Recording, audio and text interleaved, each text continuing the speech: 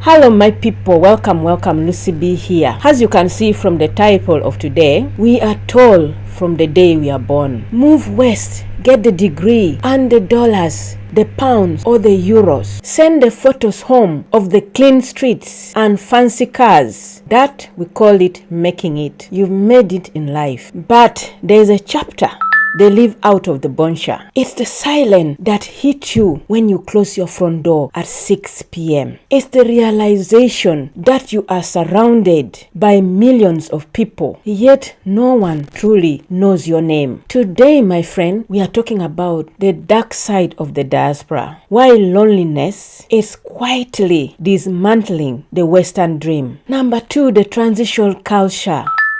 Back home, community is organic. It's the neighbors who drop by without texting. It's the loud, chaotic family dinner. In the West, life is transactional. Time is money, and every social interaction has to be scheduled 2 weeks in advance via Google Calendar. The hyper-individualism trap. The West prizes the self above the tribe. While this offers freedom, it also removes the safety net of belonging. Then there is the work, sleep, repeat cycle. Like you go to work, come back and sleep, wake up, eat, go to work, come back, eat, sleep. That kind, it keeps repeating itself. That's what we do in the Western world. Many immigrants have moved for better jobs, but these jobs often demand 50 to maybe 60 hours. Some even do more. A friend of mine, she says she does 80 hours because she does 3 different jobs. And that is a week, leaving zero energy for community building because you don't have time again. All you have to do, go to work, come back, sleep, get up, go to work, come back and sleep. No life. We traded our village for convenience, and now we are realizing that the convenience is a cold companionship. The third, or number 3, the mask of the social media. There is a special kind of pressure on the diaspora to look successful. You can't call home and say you are depressed, or even tell your friend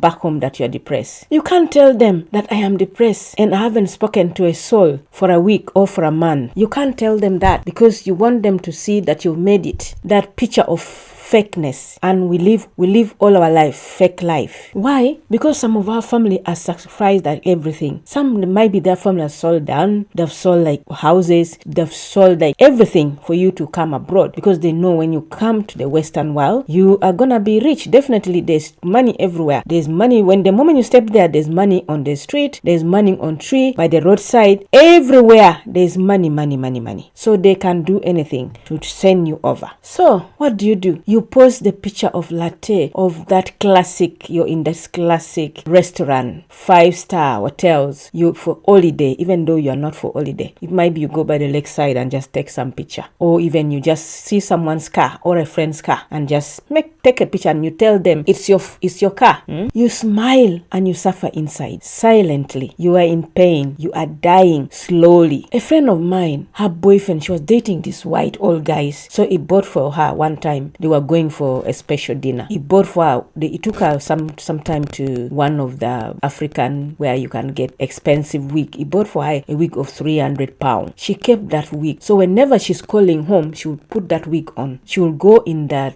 one of her rich friends' home, or even while she's at her boyfriend's home, because the boyfriend was this rich old guy, and she would take pictures and she would say that is her house. She would take pictures on those any expensive car on street or for friends or anything, and she will tell her family member that is her car. She will just go anywhere. She lives in a 1-bedroom house with nothing, but she will go in any classic home, anyone's classic home, and she will say that is her home. Can you imagine the kind of fake life we the African, we the diaspora are living? That is the fact, that is the truth. If no one tells you, I am telling it here, and believe it or no, that is the kind of fake life we live in. We don't have the guilt of complaint again. So it's like you don't have the right to be sad or to feel sad or to be broke. Why? Because you are in a rich country. You are in a better or the best country. You are supposed to be rich and happy, not sad. Your right for being sad is taken. You don't have it. It's off you. Number 4, the culture sham. Even when you try to integrate, there is culture sham. You might speak the language, but do you speak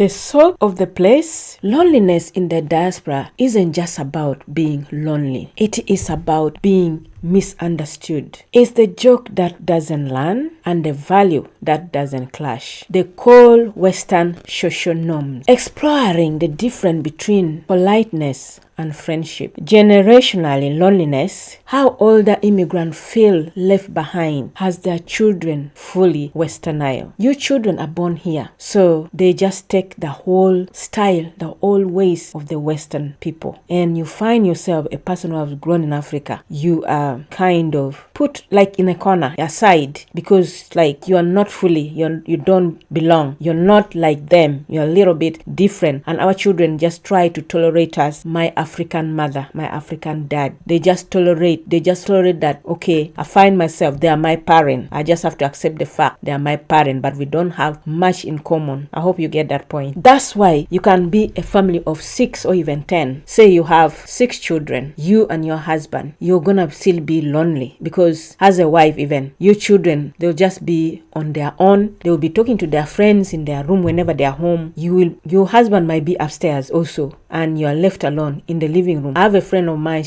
they're a family of 6 and she told me that she feels lonely. I was shocked. I said, why do you feel lonely? She said, whenever we are together, you may think we are a family of 6, I shouldn't feel lonely, but most of the time I'm left alone in the living room. My children, each of them will be chatting to their friend that will be in their bedrooms. My husband will be upstairs doing his own stuff, and most of the time I'm left alone. Even eating, I'm left alone eating alone. So I hope you get that point. You might be even 20, but you're still gonna feel lonely because your children become more westernized, and so that is the kind of life the parent also face. So the truth here is not like because she's single, he's single, that's why he's lonely. No, it's not like that. You can be with many family, like many people in the house, but you're still gonna be lonely. You're still gonna be left on your own. 5, the health toll. This isn't just the blue. Science tells us that chronic loneliness is as lethal as smoking 15 cigarettes a day. For the diaspora, this manifests as high as cortisol, sleep disorders, and deteriorating mental state that often goes untreated due to the stigma around mental health in many immigrant cultures. Many are afraid to go for them to be diagnosed. They don't want to be that called that they have mental case, they have mental issue. They are afraid of the stigma. They rather suffer silently. But I would advise you, if you know you're suffering from mental, please go and seek medical help. When you are dying, you're dying alone. Don't just keep there fearing who? When it become worse, when it makes you die or makes you commit crime, when the punishment come, are those people gonna come be with you? Take away the shame. It's your life, it's you. And also mental illness or whatever is not starting from you. You found this word mental problem or mental health already existed in the world. So please, I beg you, if you know you're suffering from mental health, don't be ashamed. Tell your friend, tell your family members, they can help. But when you suffer alone, it will kill you.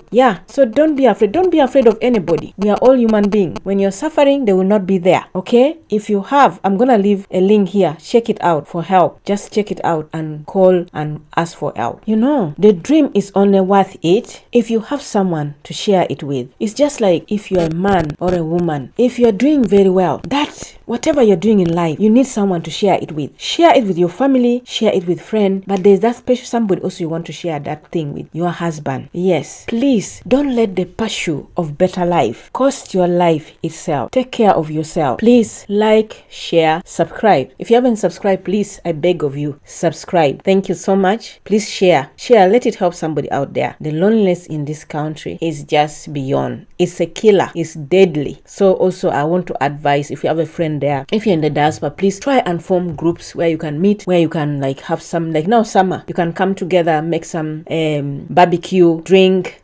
have dance, do something together, make friends. There are friends out there. Call each other sometime. Call and talk to each other. Don't just suffer alone.